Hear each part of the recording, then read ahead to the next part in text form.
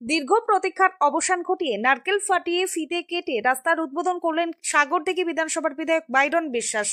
মাননীয় মুখ্যমন্ত্রী মমতা বন্দ্যোপাধ্যায়ের অনুপ্রেরণায় ও সাগরদিঘি বিধানসভার বাইরন বিশ্বাসের সক্রিয় উদ্যোগে সাগরদিঘি এলাকার দীর্ঘদিনের দাবি পূরণে বোকরা থেকে রেললাইনের ধার দিয়ে নাককাটি তালা পর্যন্ত 3,49,38,672 টাকা অর্থ ব্যয়ে 5.4 কিমি ঢালাই রাস্তা নির্মাণ করা হবে।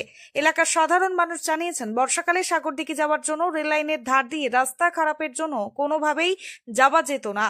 এর জন্য 12 নম্বর জাতীয় সড়ক অবলম্বন করে রতনপুর হয়ে দীর্ঘ 5 কিলোমিটার রাস্তা পাড়ি দিয়ে সাগরদিঘি যেতে হতো। এখন এই রাস্তাটি হয়ে গেলে খুব অল্প সময়ের মধ্যেই সাগরদিঘি যাতায়াত করা যাবে। এর পাশাপাশি বীরভূম জেলার সঙ্গে সাগরদিঘির সংযোগ স্থাপন হবে। বিধায়ক বাইরন বিশ্বাস বলেন, এই কাজ শিডিউল মেনেই করা হবে এবং রাস্তার কাজ এলাকার মানুষকে দেখে নিতে হবে, কারণ এলাকার মানুষই যাতায়াত করবে। বোকরা থেকে অসিত ফুলমালির রিপোর্ট, সময় বার্তা। বলবো সাধারণ মানুষকে কি যে এটা অনেক দিনের দাবি ছিল, এটা আমি কোন রকমে করাতে পেরে আমি নিজেকে ধন্য মনে করছি যে মানুষের কোনো কাজে লাগতে পারলাম। আর সাধারণ মানুষকে বলবো যে এই কাজ শিডিউল হিসাবে বুঝে নেবে, দেখে নেবে। এই রাস্তা পাবলিকের রাস্তা, ওনারাই চলাফেরা করবে সারা জীবন, তো কাজটা দেখে বুঝে নেবে আর কি।